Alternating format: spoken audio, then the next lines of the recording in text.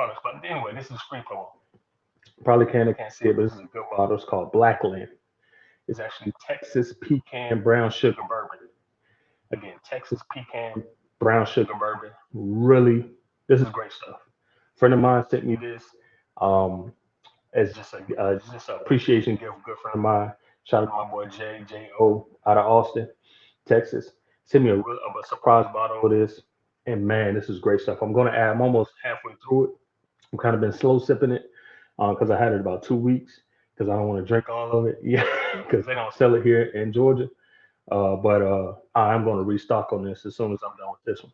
Really good stuff. It's kind of on the sweeter side, but it tastes so good. It has that nutty pecan finish, and it has that true bourbon brown sugar undertone, and it's just so good, like so tasty. Only thing you need to add to that is ice. That's actually one of the few bourbons I like. You can just drink it straight up, raw, raw dog it. With no extra sodas, anything needed. Just straight this and ice. It just sets it off. But today I'm gonna be drinking some of my poppy waters to help finish it off. Because again, like I said, I just got done working out. I ain't trying to get too messed up, because alcohol going straight to your system after workout is a terrible idea. All right, but we're gonna do it anyway. Anyway, so let's get back to it. You don't drink vegan. Oh God, here we go. Okay, it's cool. Okay, well, what kind of vegan club soda, celery drink, juice are you having this evening? All right, because we having grown folks tech night. That's how we do around here. We do grown folks tech night. Who is that? Yeah, yes, or yes. Anyway, this is this in that 80. What's happening in the DMV? Okay, in the DMV was cracking. What's cracking? Tell us what you're sipping on before you tell. Oh, Diet Coke. Okay, I see what y'all gonna do with me tonight. Okay, I guess I'm gonna be the only one playing tonight. Everybody else on their sobriety, health conscious, summer body kick. Okay, I see that's how you're gonna kick it. Mm. Oh, that's gonna get me right. Oh, that's been sitting too. That's been sitting. See, when I first got the bottle, I always had it with ice. I literally just had it been sitting in this, had this bottle sitting in this warm garage for about 30 minutes, and it's kind of now got like a syrupy texture to it. Oh my God, it's so good. This is some good bourbon. Again, Black Land, and it's that Texas pecan brown sugar bourbon. It's homegrown in Texas, natural, really good bourbon. Anyway, 225 girl, what's up, girl? What's up? You know I missed you, girl. I know, man. Listen, I know, but listen, a lot of things in my life starting to stabilize now. Meaning, I'm like my plate is starting to get balanced. All right, all right. So I do want to do these more. I've actually been doing a lot of other more social media things more. I've been doing TikTok lives. So if you follow me on TikTok, Cloud Tech Big Up. Always posting on IG. Post as much as I can. Make a little posts here and now and then on YouTube, like just regular posts or little clips. But mainly, I've been IG live heavy, TikTok focus heavy, Facebook heavy, and just busy. But I want to at least give y'all these lives at least 2, 3 times a month, to be honest with you. And I gotta be honest with you, I gotta give you another update. 225 girl, what you sipping on though? Okay, cherry Pepsi Soda Zero, Pepsi Zero. Come, who is anybody sipping with me? Is anybody being grown with me tonight? That's all I need to know for starters. If this is gonna tell me what kind of night we're gonna have. Anybody gonna be grown with me tonight? Yes or no? Mm, I know, like I had supposed to have this live. We supposed to did this last week. I had two guests. So one guest, he was a SRE engineer, senior engineer, really great guy. I follow him on LinkedIn. Something came up in my schedule with my family. So I had to reschedule and push things out. And so that got canceled. So we're gonna spin the block. He has agreed to come back and do the show at a later date. So shout out to my guy. We're gonna bring him back on. And then I had another guest from Britain. He was supposed to be my guest on tonight. He's a CTO out of Britain. He's a cloud advocate out of Britain. He has a lot of cool things going on LinkedIn. I thought he would have been a um, kind of a fun guest, and a different type of guest that we have on the air. But something went through with his family, so he had to cancel the night. So we had I'm surmounting two cancellations, one on my end and then one of the guests in. So that's why we're here, and that's why it's taking us about 2, 3 weeks to get back around to doing this live. So that's my fault, y'all. But we here now. We're gonna sip a little bit, and we're gonna get right into the nitty gritty of tonight's topic. Let me see which I need to put the topic back up. Let me see. And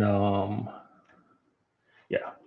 StreamYard kind of changed around a few things, so I'm trying to navigate it. All right, I'm reading y'all coming. Let me see. One of those days I will have love to meet you. That's come on, baby. Listen, I got a great membership down here at a Speakeasy Cigar Lounge, exclusive upscale Speakeasy Cigar Lounge. You know what I'm saying? Because your cloud tech, you doing we splurge in little places here and there. You know what I'm saying? We still try to buy everything for the low, but we sprinkle a little bit here and there. But yeah, come on down. It's a few tech bros and sisters I don't met, sisters that I met at the spot down here. So yeah, I'm always, you willing to talk shop. Just hit me up when you're in town and we have a rapport. You know what I'm saying? Hit me up when you're in town. We can make it happen. I met a good brother, Abib Muhammad. We had just had cigars and whiskey just a couple weeks ago. So yeah, come on down 225. Let me see what else y'all got going on. Wrestling, screwball. That's what I'm talking about, baby. That's what I'm talking about. I knew my boy in the DMV wasn't gonna leave me hanging. I knew he wasn't. I just knew he wasn't gonna let Big Ump drink by himself. Come on now, be a grown man by himself. Come on. Mm, okay. Yeah, that screwball will get you right though, for real. That screwball will get you right. All right, let me get into it. Let me get into the lessons tonight. All right, because we are here to work, have fun, and work. So I wanted to teach you all the difference about let me go back to my banners. I want to teach you all the difference about, yeah, there we go.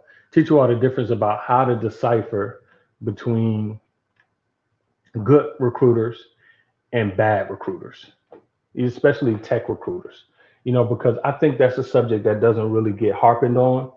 And there's a lot of uncertainty, especially with newbies and even with those who've been in the field, in the tech field, but they've been with an organization for the past 3 to 6 years. So they really haven't been in the market enough and done enough interviewing and kissing enough ugly frogs of tech recruiters to know the ins and outs of how this business works. From a procurement of your next role and opportunity standpoint, what that whole gambit and process is like.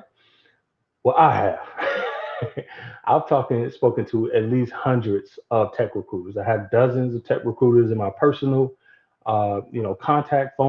I have a lot of great rapports with a lot of great tech recruiters, and I've kissed a lot of ugly frogs of tech recruiters. Like I've been interviewing since even before, with tech recruiters since before I got my first cloud tech role.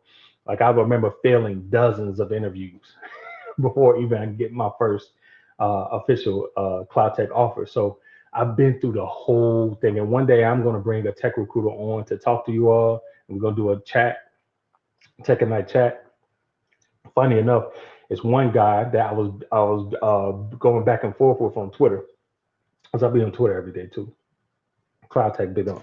Everything you can find is on bcloudengineers.live. You can find all our social links there. But anyway, I was going back and forth with this guy on Twitter, this one recruiter, big recruiter on Twitter, and I was kind of, I was being combative. I was fighting stigmas and fighting because, oftentimes you see a lot of tech recruiters, some not a lot, but sometimes they just put out content that's discouraging to a lot of talent out there, or misinformed to a lot of talent out there trying to weave their way through this industry, especially during this trying time. And so I was going back and forth and whatever, making points or whatever. I'm getting likes, and this one guy chimed in, and he getting likes, and we're going back and forth. And we, started off with a strong, combative disagreement that eventually led to us exchanging phone numbers and agreeing to meet up and have cigars here locally in the city. But that crazy story. I can hopefully one day I can bring him on, and I look forward to me and him actually having this sit down. He just reached out to me last week actually about having those cigars, but anyway, networking. You never stop networking. You never stop turning down your opportunities. But I say all that to say, I want to really be able to educate, help you all navigate through experiences, so you don't have to go through wasting time and resources with bad recruiters. All right, and getting turned away or disenchanted with the tech industry and tech opportunities due to a bad recruiter, and being able to spot a good tech recruiter and how to make partnerships and build a lengthy network of having good recruiters in your stable, because they're going to be a critical asset to your career when you have good tech recruiters. And I also want to caveat that by saying that bad tech recruiters, or even bad experiences you may have on your part with tech recruiters, doesn't mean it's going to end your career, or it's going to, prevent you from being able to obtain opportunities in this space. It's not crucial that you have great relationships with most tech recruiters. Like they're not going to determine the trajectory of your career. Right? That's just the reality of it. And when I go down these goods and bads, you're going to have a deeper understanding of why I say that and why the reality of that is true. All right. But as always, you want to, of course, make a good attempt to always have at least a good rapport with tech recruiters. So, for starters, let's go into, yeah, go into this. So, what is it for starters that tech recruiters do? Most people don't know, especially newbies. You don't really know what it. You think a tech recruiter is just someone who, out the blue, they have this job and they have the access to you getting that job, and they're reaching out to you to qualify you to be able to get this job. And without them, you can't get this job. That's how most people, especially most newbies and entry level and tech folk who haven't been out in the field in the past 3, 4 years, especially as much as I have, that's what they think tech recruiters are. But here's the reality, so that you can just get a more grounded appreciation and respect for what tech recruiters do and who they are. For starters, persons, they're sales consultants. That's what a tech recruiter is.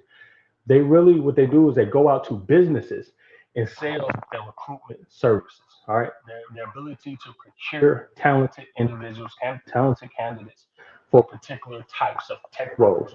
We got some that specialize in DevOps, some that specialize in cloud engineering, some that specialize in architecture, some that specialize in Linux, some that specialize in back end Java, X, Y, and Z. Like the big wigs out there, Inside Global,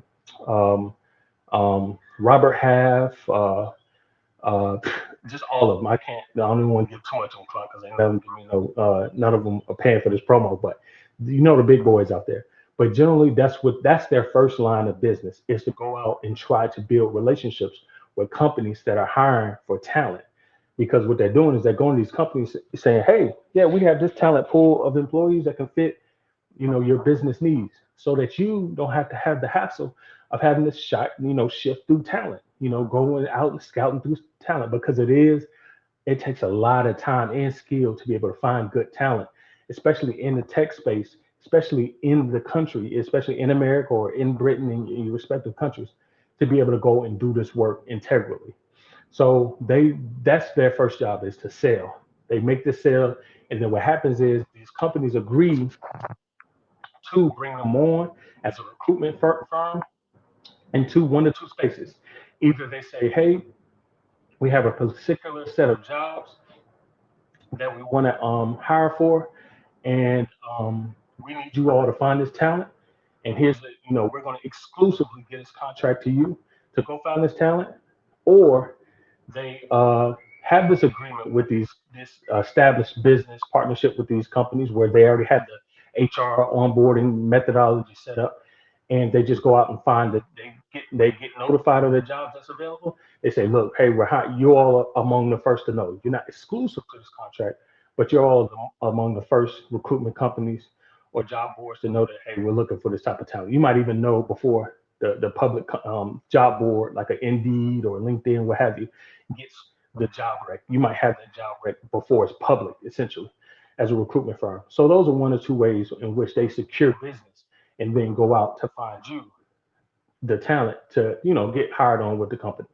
All right. So that's essentially what they do on the sales end. And then on the HR end, they're responsible for doing all the financial negotiating with you, and then doing all the background checks on you, making sure you're all clear to go. And it's seamless they create a seamless as possible process from getting you interviewed all the way to getting you to your first day.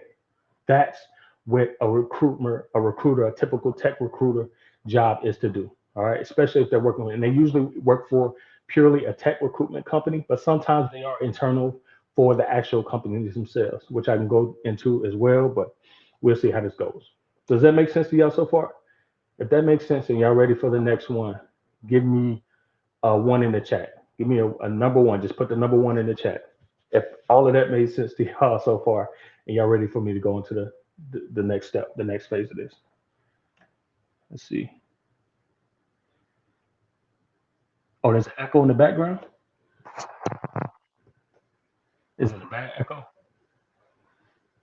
All right, cool. We got ones. We got ones. Okay, cool. All right, what's happening, Justin? And you ain't tell me what you're drinking, Justin, but it's all good, baby. All right. All right, let's go to the next one. Okay, so that's what they do.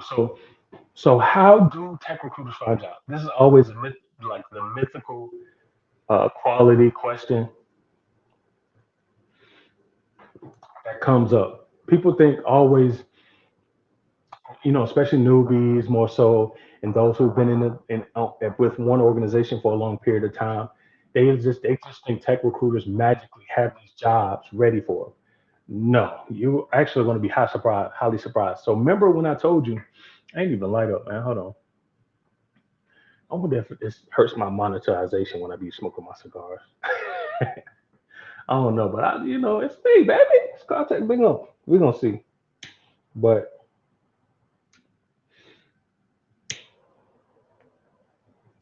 mm, there we go. So, um, all right. So, no, that's not how it works. So usually, if a third party tech recruitment firm reaches out to you, it's only because they have the job one or two ways. And you can ask this, and it's actually best that you ask this. They either got the contract exclusively from the third party, from the actual client, from the company that's hiring. Let's say the company is uh, Coca-Cola. Company is Coca-Cola that's hiring. They may have exclusive rights to do all the recruitment for Coca-Cola for the tech talent that they need, especially cloud tech talent. All right. So if they tell you, yeah, we have exclusive rights to this contract, okay, cool. Because what that means is likely you're not going to find that job ad anywhere else online. And if you do find it online, it's because that recruitment firm posted it. So either way, all leads are going to lead through that recruitment firm if they have that contract with that exclusive contract with that company, which also is a good thing because more times than not, at least their account manager has some type of relationship with the hiring manager. So that could even be more towards your benefit if things go well talking to the recruiter.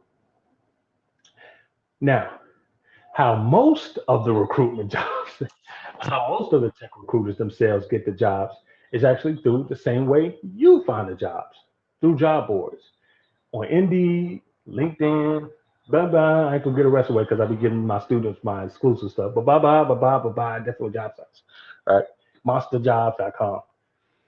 They find the job boards, the job recs, the same place you found it. The only difference is they are bold enough to say, well, before you, and they're bold enough to say, hey, they'll qualify you themselves for the job and then present you to the client, to the hiring manager. Somehow, some way, they found out who the actual hiring company is. Maybe it's on the job board. Maybe it's through another tech recruitment firm that they have a relationship with.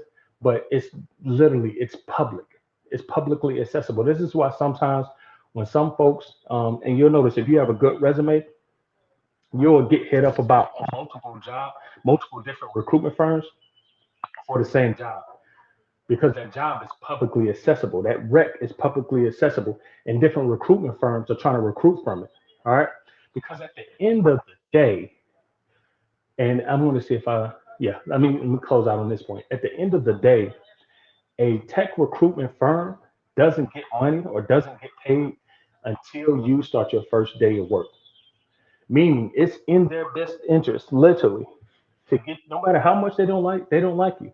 No matter how bad you get on their nerves, no matter how, whatever, it's in their best interest for you to get that job because they only get paid when you start your first day of work. And believe you me, they get paid every hour you get paid. Or if it's a full-time role, they get a percentage of your salary. That's how it works. Otherwise, they wouldn't exist. They wouldn't be there. There's no need for them to be there. All right. So just always understand that when a tech recruiter, especially a third-party tech recruiter that's not internal, is reaching out to you about a job, a contract role, or FTE role, they are getting a percentage of that pie, and it's up to you to try to make sure that it's feasible for both as possible. But believe you me, they're not going to take a negative hit in their margin percentage just for you to get a job. All right. They rather find somebody else to where it financially makes sense. And you can still go around them. Again, they don't deter you unless they have exclusive rights to a job. They can't deter you from going directly to the employer and applying for the role yourself. You can even apply online somewhere and send the employer a copy of your resume saying, "Hey, I saw your job online. You were looking for this. Here's my resume. I specialize in da da da da da. I'm interested in doing my availability to do interviews is da da da da.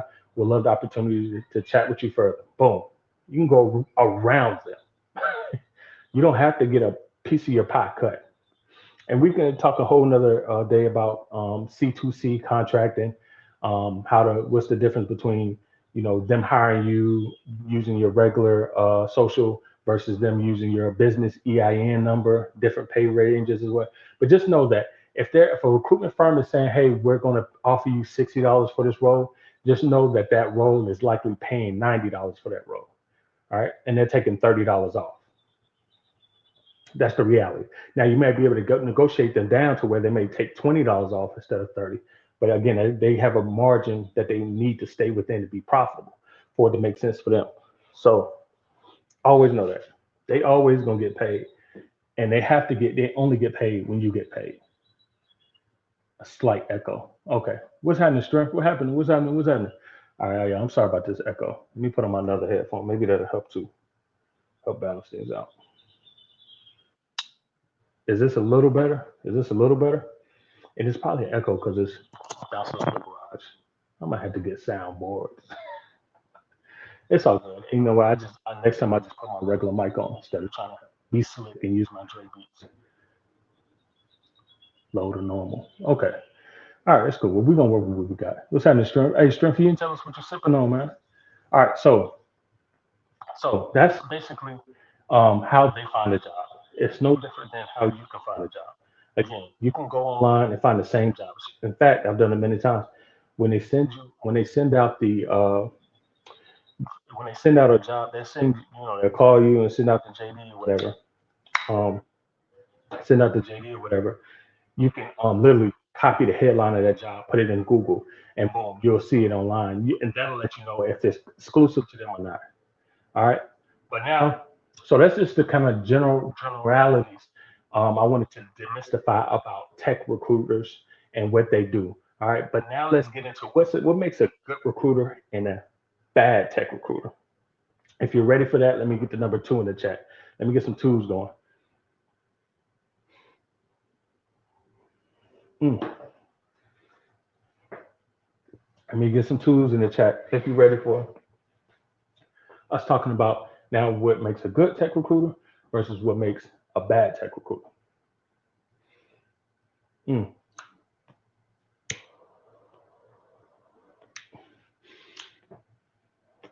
By the way, standing up, I got to get a chair. As I grow, I eventually get some type of podcast studio. But just know, standing up and doing this is work. All right, it's work. All right, there we go. We got our tools cracking. All right, cool, cool, cool, cool. All right, so let's get into it. So here's what a good tech recruiter does. All right, a good tech recruiter. All right, and let me put my cigar down. All right, so a good tech recruiter um, is going to hold only a 15-minute conversation with you. At most, it might go 20. And here's why. Because a good tech recruiter actually has a relationship with the actual organization that's hiring, and they know exactly what they're looking for and what type of talent can fill the gap or the void that they have on their team. So they already kind of know. Even if, yes, they do have the objectives and they have the JD, JD is a job description. They have everything already filled out of the wish list, because keep in mind, a job description is a wish list. A job description is not accurate enough to what's actually needed to perform, that the organization needs to fulfill this role. A JD is nothing but what HR goes online and Googles after talking to the hiring manager, goes online and Googles what's the rest of these prerequisites. So that's why you don't. I always tell students and mentees alike, you don't have to have most of. Don't you only need at least 30% of the requirements to be able to apply for a role. To be able to have a chance to actually get an interview for the role. You don't need to fit 80% to 100% of the JD in order to feel that you qualify for a role. 30%. And this is what the good tech recruiters know, because they're not interested in knowing, like, if they're hiring for a DevOps engineer, they're not going in and looking for someone who knows Kubernetes and Java and .NET framework and no, because they know the team just has issues with one, a DevOps, and they lost a DevOps engineer who never shows up for work, always misses the call, isn't professional, um, knows, and the technical part, they just need to know how to use infrastructure as code, have stood up some environments before, know how to troubleshoot Terraform, use Terraform before, know how to set up Azure DevOps or AWS code pipeline, bang, and knows a little bit of knows Linux and knows a little bit Python. Boom, that's all you're looking for. I name mostly social skills versus technical skills. That's what makes a good tech recruiter from a bad tech recruiter. A good tech recruiter knows that what's mostly missing and what the actual hiring manager is looking for.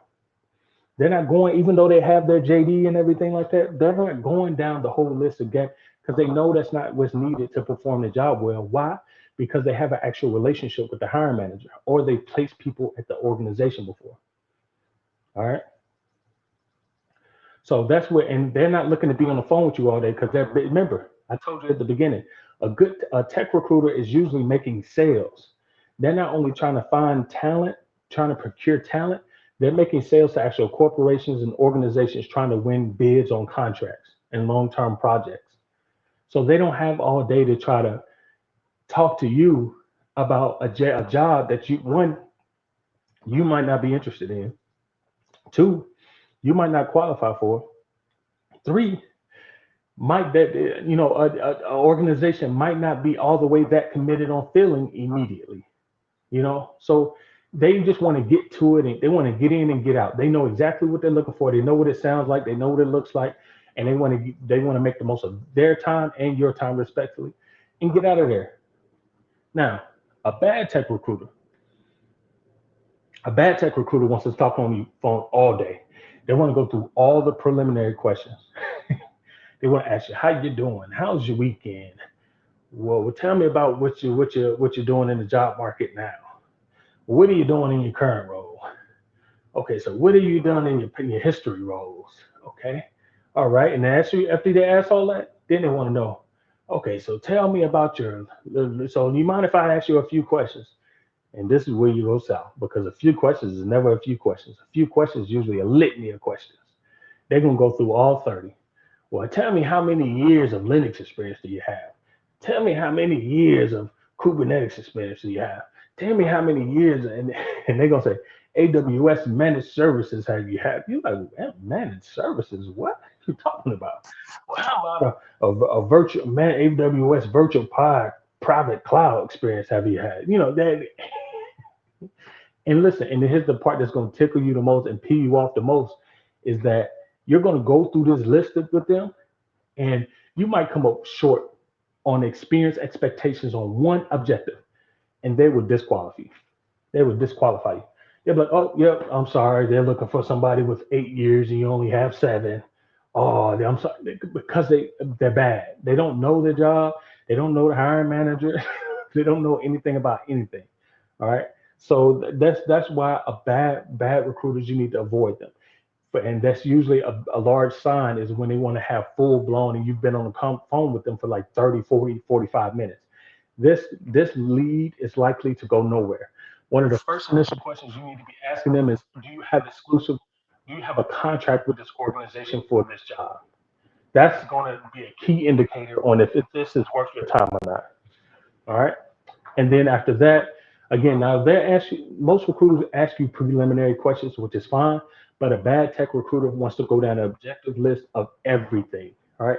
They spend little time on telling you what they're actually looking for in the role, as far as like what kind of problem they're looking for somebody to come in and help them solve, versus the objective list of things you have and don't have.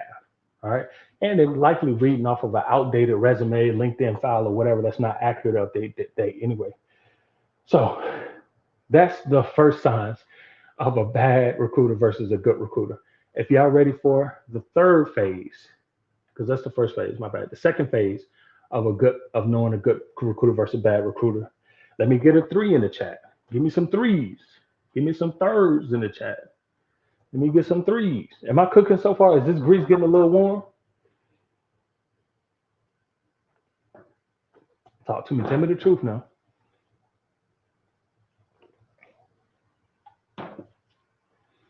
Tell me the truth now. Give me some threes in the chat. Can y'all still hear me? Okay, cool. 225, girl. I know 225 gonna always hold me down. Let me know when you come to Atlanta, baby. I got you. Jazz, what up, Jazz? What you sipping on, Jazz? You can tell us what you sipping on. Let me go scroll up, see the Jazz tell us what she's sipping on. Let me see. Let me see.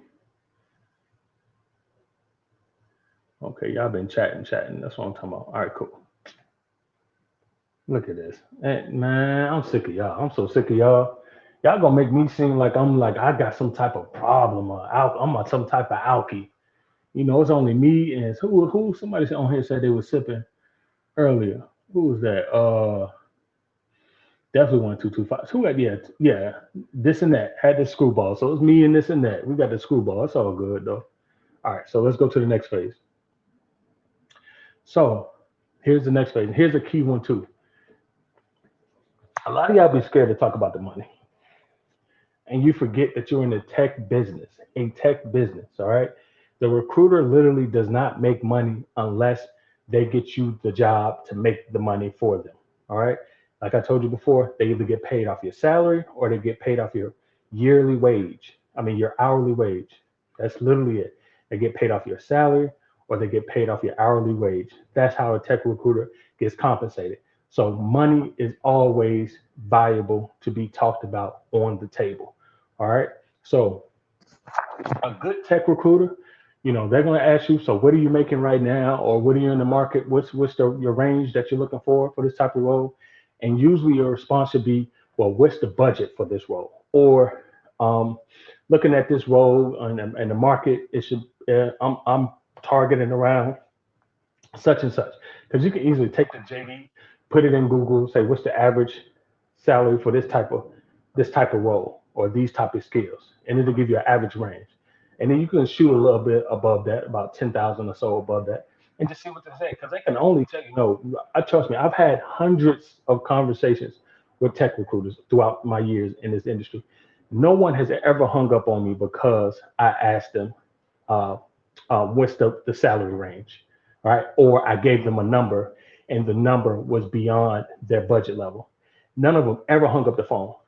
9 times out of 10, they're going to respond with either they can do it, it's within range, or it's not within range. And if it's not within range, you then ask them, okay, so what's the range that you all were thinking within? And they'll give you a range. And if that range is doable for you, you can say, okay, yeah, I can do with that range. Now you want to aim at the top, of course, if you have especially the skills that match. But yeah, like there's no like we all here to make money, So it's not about we're not only here to make money, but making money is a part of the business that keeps us going. So um, salary. So they give you realistic. A good tech recruiter is going to give you realistic salary expectations. They'll be like, look. So they ask you, okay, so how much are you targeting? You'll say, well, how much are they budgeted for the role? And they'll usually say, oh, okay, well, we're budgeting. So if you're for a cloud engineer, they say, oh, we're targeting between 100 to 135 for this role. All right, and they're saying, well, junior level is more 100, 105, And for more senior level cloud engineers, we'll say we're targeting 131, 135. And then if they're really good, they'll be like, well, based on your resume and your experience of me talking to you, to be realistic with you, to get you in at a competitive rate, we can probably get you in between 125, 130. And then of course you go for the top number. But that's how it goes. Boom. That's simple. You agree to it, it's cool, it's fine, it's done. All right. That's a weird way to scratch my face. But anyway, that's how it done. It's a simple conversation. It's not a nail biter. It's not a and then you want to put more icing on the cake. If you really a bad boy, a bad girl, if you really know you got the prerequisites, you got this quality, you got your certification, the certification requirements, and you got your your experience requirements, you can really be like, well, excuse me, what's the highest excuse me, what's the highest range for the role? I mean, yeah, because they'll come back, they'll tell you what the range is, and you'll be like, and you can, if you really that dude, if you that dude or that girl, and you've been doing this for a minute, you know your skills are good skills or solid skills. Like you've been able to demonstrate them within different organizations, and especially speak through the problems that they said this organization is having. You can say, well, all right, so what's the most that they're willing to pay for this role? And they'll come back and tell you, all right, well, the reality is the most that they're gonna pay is boom, boom. You just talk to yourself up another 10 an hour, another 8 an hour, which leads down to essentially another 20 a year, another 15 a year, another 30 a year. So like the money conversations aren't hard when you're dealing with a good tech recruiter. They're not hard at all because they know how important it is for people to get paid, and they want employees to actually stay with organizations that they get you jobs for, and they don't want you reneging if you get the job offer and try to renege and negotiate. They don't want that.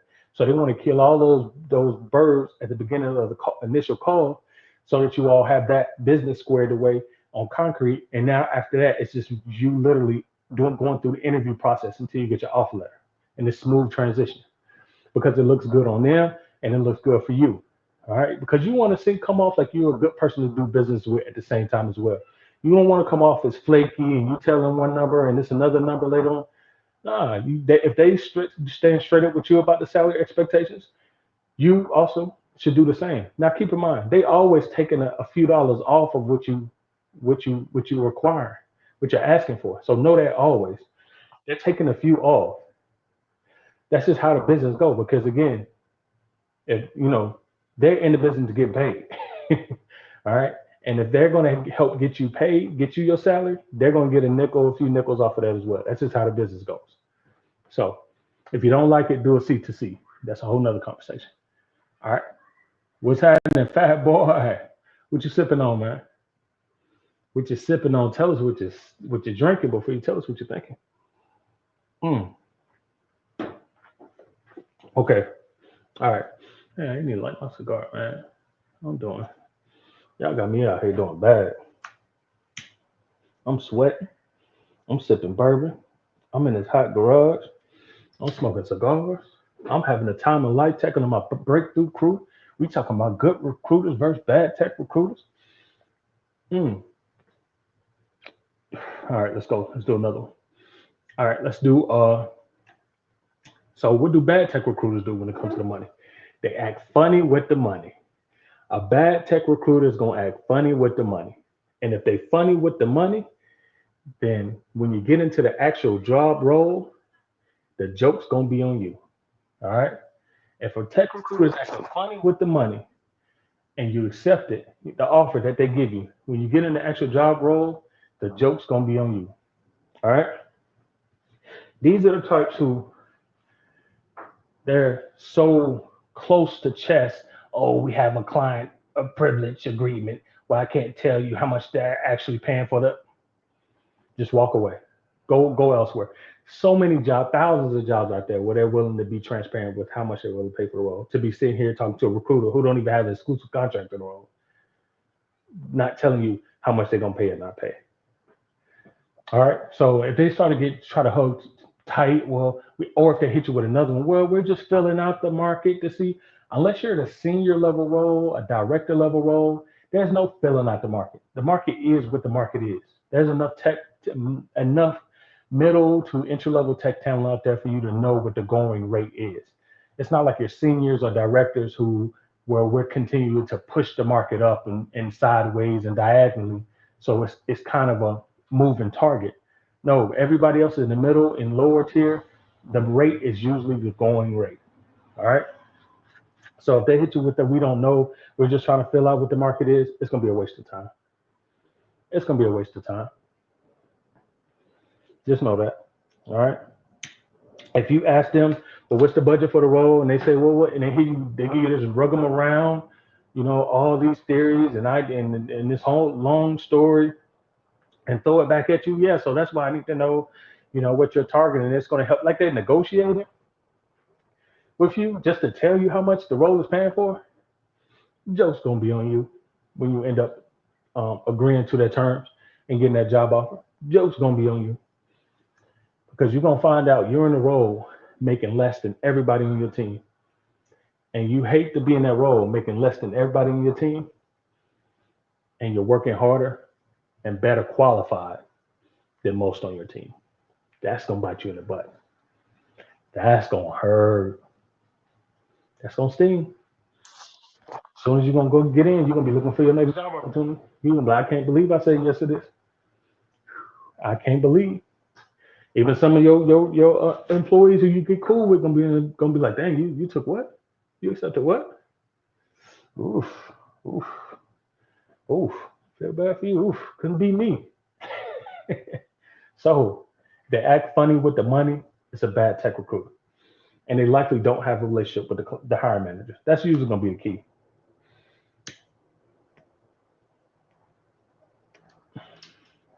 Because if they haven't, if they don't have an exclusive contract, they at least need to have a relationship with the hiring manager or have placed people in roles at their organization before.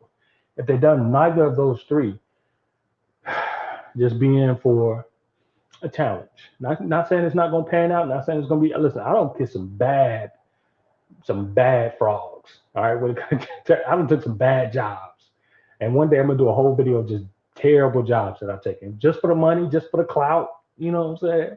And it blew up in my face. So I'm trying to tell you here from the experience, don't go through it. Coach Big On did that. So hopefully you ain't got to go through that. All right, I got four more to go. We're going to kind of breeze through it. So let's see. And while we're breezing through it, post your questions because we about to crank up Q&A. Jordy, what's going on, boss? Still doing a boot. Absolutely. What you sipping on, Jordy? Before you come in here, all that noise, making all that noise. Hey, moving people around, cutting lights on. Tell us what you're sipping before you tell us what you're thinking. Tell us what you're drinking before you tell us what you're thinking. Yeah, I know what I'm saying. What you sipping on, and then we can continue this. All right, a little bit of Ciroc. Okay, fat boy, I see you. A little bit of Ciroc. Okay, I see you, boy. Okay. All right, so let's go to the next one. Okay, so here's also what a good tech recruiter is going to tell you. A good tech recruiter is going to tell you if you're a good fit or not. All right. Again, put your questions. If we got a question, we're about to hop into Q&A right after this. So put your questions up if you want your questions answered before we get off live tonight. All right, so a good tech recruiter is going to tell you if you're a good fit or not. They're not going to leave you curious after the call, leave you in the air in limbo. No, they're going to say, okay, they're going to ask you questions about the role, tell you about the role, and hear you out. And these aren't technical people. So they don't know nothing, they don't know the difference between programming and scripting. Okay. Okay. So, but they know enough and been around enough if they're good to know what a good candidate for this role is based on the relationship they have again with the hiring manager. All right. So, but they'll tell you if you're a good fit or not. If they'll be like, okay, you'll be a good candidate. Now keep in mind, when they submit you to a job, 9 times out of 10, they're submitting you and about 3, 4, maybe 5 other candidates. All right. So y'all, you're not competing for the role, but they're giving the hiring managers good options for the role. All right. That's what you got to look at it as, especially with a good tech recruiter. A bad tech recruiter is throwing any candidate they remotely can into the portal and stuffing it with like 10 or 12 of y'all to fight it out for this role. So But yeah, a good tech recruiter will tell you like if you're a good fit for this role or not. Like they can say if you sound good, you feel good, this feel good is like a good move. Okay, cool. We can move you on to the actual hiring round. Now, that tech recruiter might have an account manager they might have you talk to before the hiring manager just to spot check a few of your technical aspects of your resume. Um, but they'll usually let you know right then and there in the call. Like they're not going to leave you guessing after the call. Well, I'm going to see. We're going to see. No, they'll tell you, okay, because they'll know if they can get you an interview or not. They will know based on their experience, and what they feel you qualify for. Now, a bad tech recruiter, a bad tech recruiter will off put you to the account manager who you won't hear from. They'll be like, okay, all right. After they're in the call, after they're wrapping up the call, they'll tell you, okay, all right, yeah. So I'll go ahead and get you submitted to my account manager, and we'll see how it goes. They'll get back with you, and chances are you won't hear from them. It's a 50-50 ball. You won't hear from the account manager. They won't even, and that recruiter won't even follow up with you. That's a bad tech recruiter. All right. And that's one you should keep on your mind. And usually those are the tech recruiters that are foreign. They're not local to your country or native to your country. Well, I'm not saying native, but local to your country. They're just not good at following up or any of those things. So, and they don't care because there's hundreds of y'all that they're trying to get in contact and push through. It's a numbers game for them. But for the ones that's stateside, that's in your country, usually it's more of a quality game for them because the industry is so small.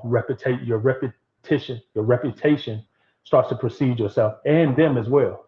You can have a recruitment firm that's known for doing bad business, and good talent will avoid them, or do them dirty in the interview rounds. Get to the end, client loves them, wants to hire them on board, and just because they're a crummy recruitment firm, the candidate will flip the numbers and say, "Nah, I want this much now." And now you in the hole as a recruiter because you got to either take some of the profit off of your margins to appease the talent candidate, or you got to tell the hiring manager that the candidate is no longer going to be interested in the role because they turned on you. Da da da. Now the hiring manager and them are looking at you as a recruitment firm, questionable. Like, why are you bringing me talent that's flimsy like this? You guys are doing a bad job. Might not be doing a good job at eyeing talent, qualifying talent. Sketchy. So it's bad business for you all. So that's a bad recruitment firm. All right. Last but not least, a good tech recruiter contacts you usually two ways: LinkedIn and a phone call. LinkedIn really usually, especially nowadays, because they have a verifiable profile account.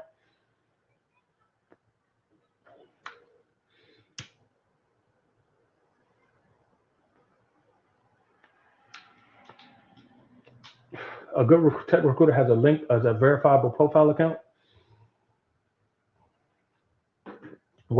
and they'll call you and leave a voicemail. So that's usually a good tech recruiter. They don't have time to find you elsewhere, usually, especially a third party tech recruiter. They're just going to usually message you on LinkedIn and or give you a phone call. That's usually it.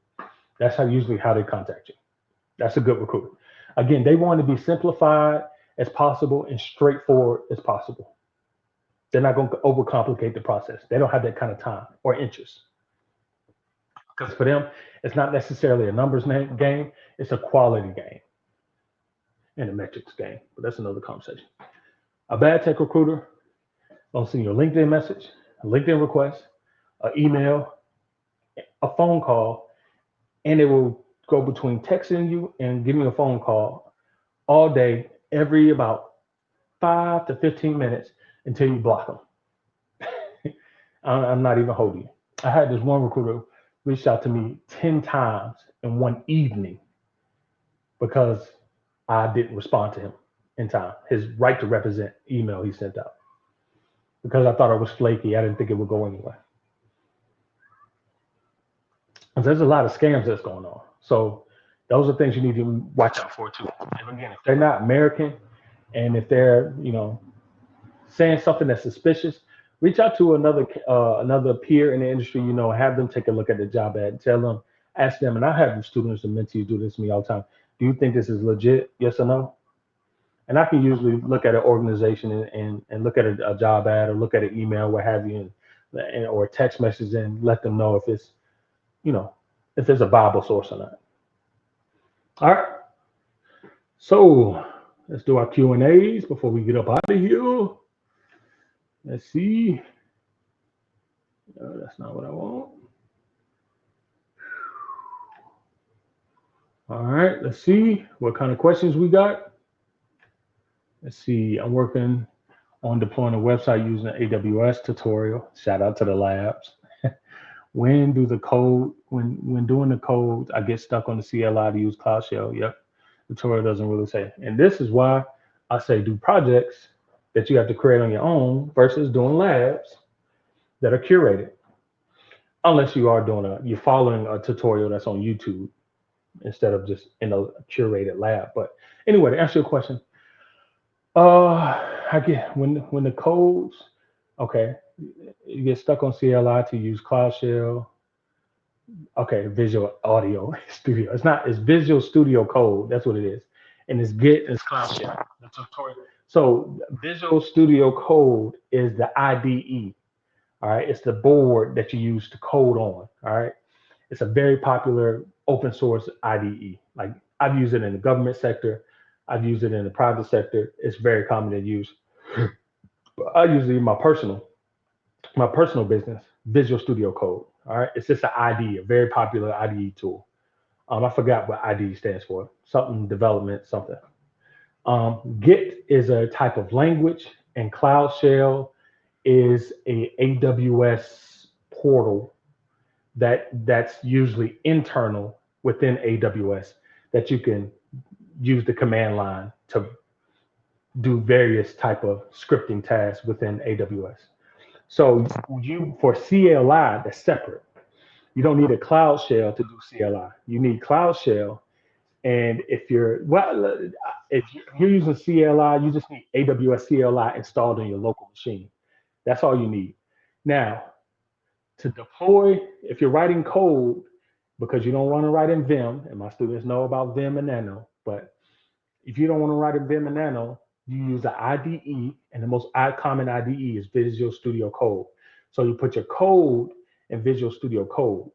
Now, within Visual Studio Code, you can go to the terminal at the top as one of the options, and you can open a PowerShell terminal or a Windows terminal, and it's a command line. And boom, you can deploy your code. You can do AWS CLI to start initializing your AWS environment. You put your secrets in, follow that whole path, and then boom, you have access to your AWS account to be able to deploy resources from your code to your account via the terminal. So you just need to do a little bit more digging and research there. I've heard of AWS Amplify. I haven't really used it before. I haven't even seen it be used, to be honest with you. Hopefully that helps you out a little bit. But if you need something to talk even further about it, just shoot me a message and send me a screenshot of what you're looking at. I can kind of help you through it. Maybe might have to set up a call, but we'll see. I might do a little favor for you. We'll see. But yeah, that's what it's saying. It's saying that you need to use Visual Code Studio as your IDE, and you need to download AWS CLI on your local machine via Windows command line if you're a Windows machine. If you're using Ubuntu or Linux or Mac, you use Linux command line to download AWS CLI. But that's what it's saying. Cloud Shell is for when you're in the AWS console and you want to use the command line. You use AWS Cloud Shell. That's different. And Git is more so Git commands. That's more so CI/CD or Bash scripting, but I think that's way different from what you need for this project. So hopefully that helps. 225 girl.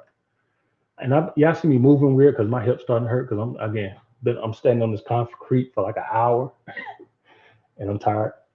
How do recruiters find you on LinkedIn, and what should your page look like to attract them? Really good question. So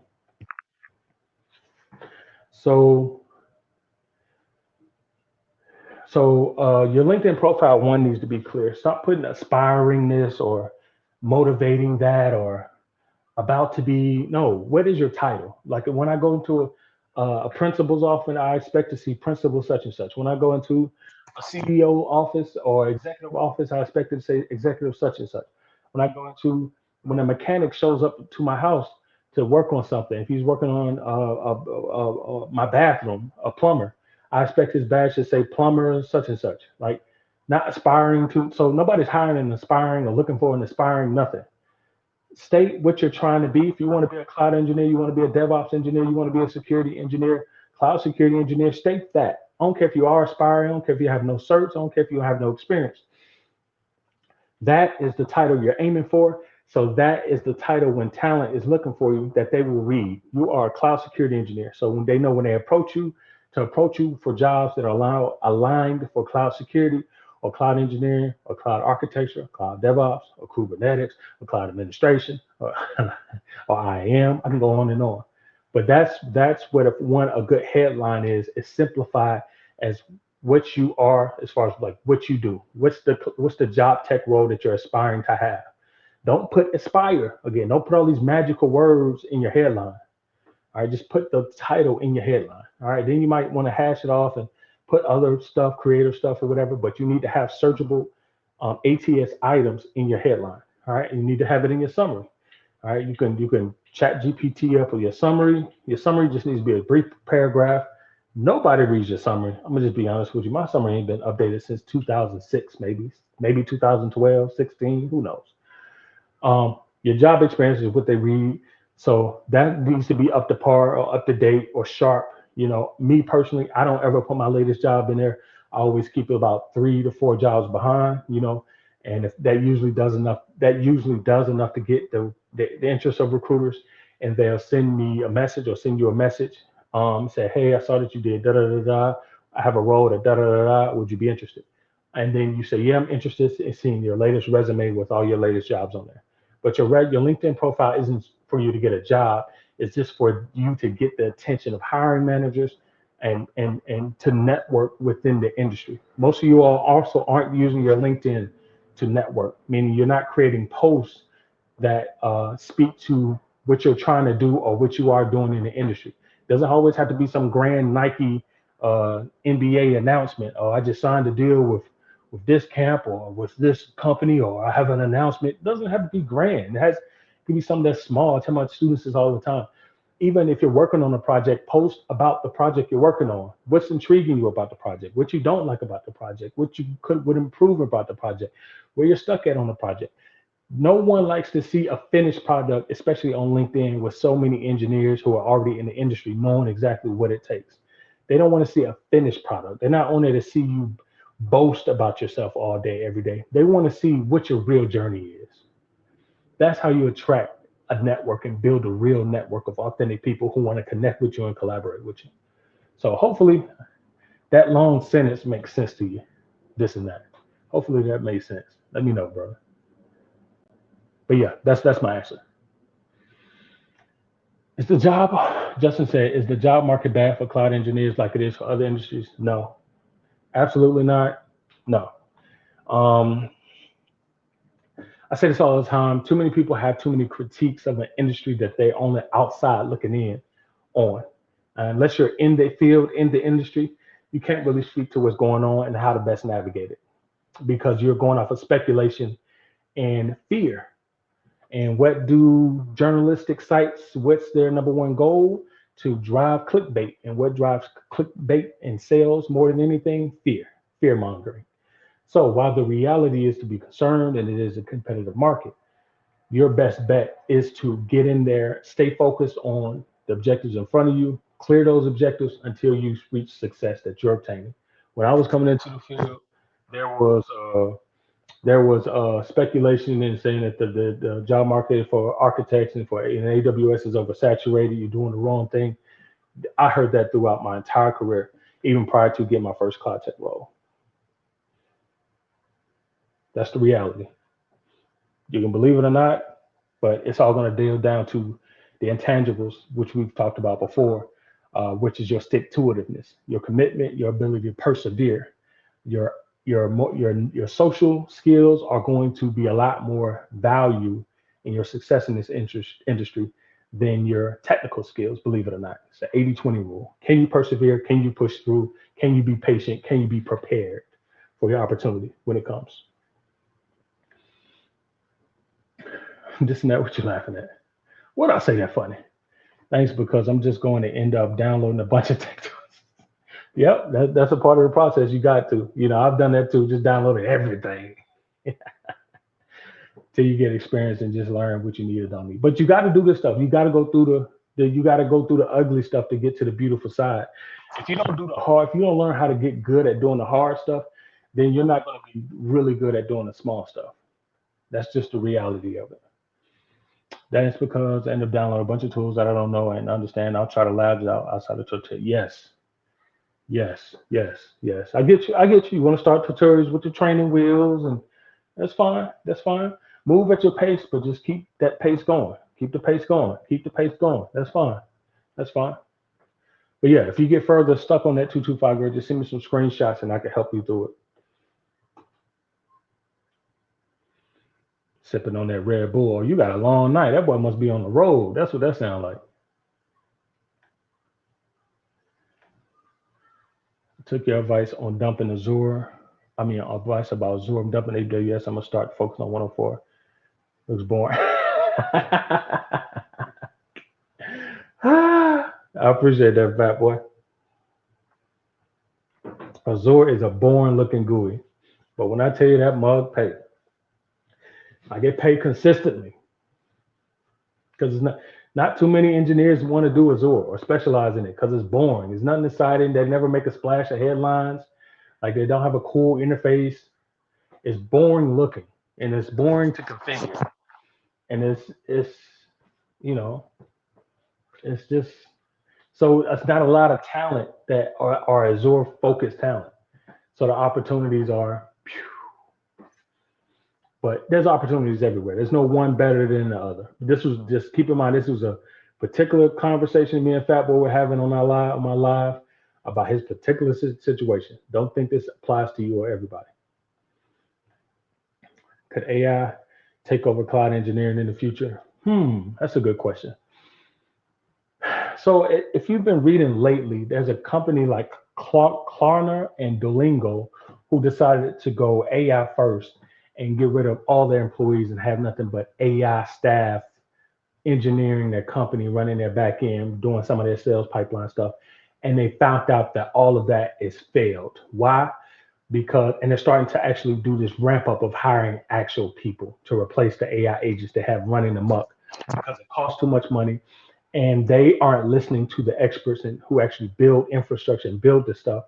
When we say that 80% of AI projects don't even see the light of day because it's just too tasking. The task is, the cost is too great and the engineering responsibilities are too great and the money isn't enough from a consumer standpoint. There isn't enough business in the AI business from a consumer standpoint to justify the spending means of building the infrastructure to support it. So I say all that to say, in your near future, is AI going to replace cloud engineering? Absolutely not. What you're going to see in your new future is cloud engineers using more AI tools. Because right now, so many private companies, especially in the Feds, bar a lot of AI tools from being used in their spaces because of proprietary issues, security issues. But eventually, later on down the road, probably 5-8 years down the road, once those compliance details gets divvied out due to the cybersecurity industry, AI then will have a lot more approvals and get through the bureaucratic issues, approvals to be able to get access to being used in private enterprise and government spaces. So we use them as tools. It will be a tool. As a tool has always been a tool.